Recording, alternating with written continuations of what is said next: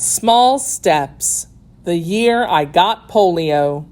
Chapter 18, Back to School, by Peg Carrot. In April, after months in hospitals and therapy at home, Peg is finally allowed to go back to school. Did the new braces work? I asked. Dorothy shook her head no.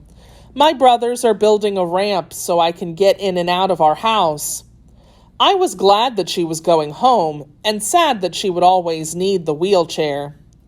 When it was time for us to leave, I hugged Dorothy, wondering if I would ever see her again. We promised to write often, and that promise held back my tears. We had good intentions, but letters between me and my roommates slowed in both directions. There were 2 new girls in 202 now. About 2 weeks after she was discharged, I got a letter from Dorothy. I wanted to leave Sheltering Arms more than anything, she wrote, but now sometimes I wish I could go back. Isn't that silly? It wasn't silly to me. We were safe at the Sheltering Arms, cocooned in room 202, where everyone understood what it was like to have polio. Getting around in the normal world, even in our own homes, was more difficult than hospital life.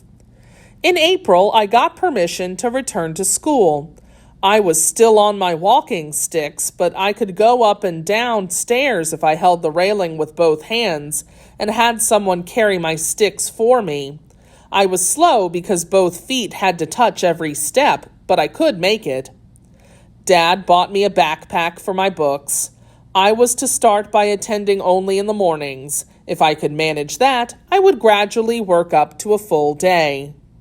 On my first day back, I was so nervous my hands began to sweat, and I was afraid the sticks would slip out of my grasp. What if people never quit staring? What if no one would carry my sticks up and down stairs for me? What if I couldn't get around in the crowded halls and fell?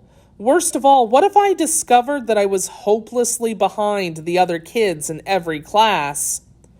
When I walked into my first period class, which happened to be English, the students whistled and clapped and cheered, welcoming me back.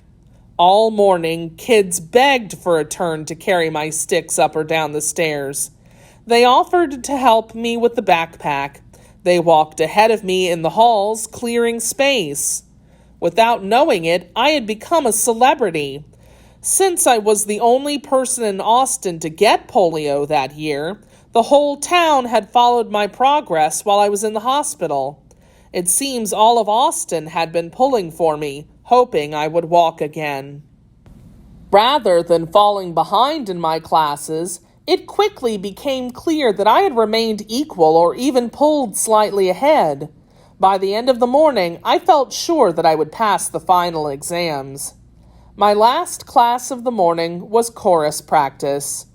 Thanks to all those songs in the dark, my singing voice was improved even though I now used my stomach muscles rather than my diaphragm. As I found my seat and placed my sticks on the floor beside me, I remembered how my skirt had jumped because of my twitching thigh muscle on homecoming day, and how I had collapsed in the hall when chorus ended. I had been gone 7 months. I had been gone a lifetime. Although I returned on walking sticks, moving slowly and taking small steps, I knew that in many ways I was stronger than when I left. I opened my music and began to sing.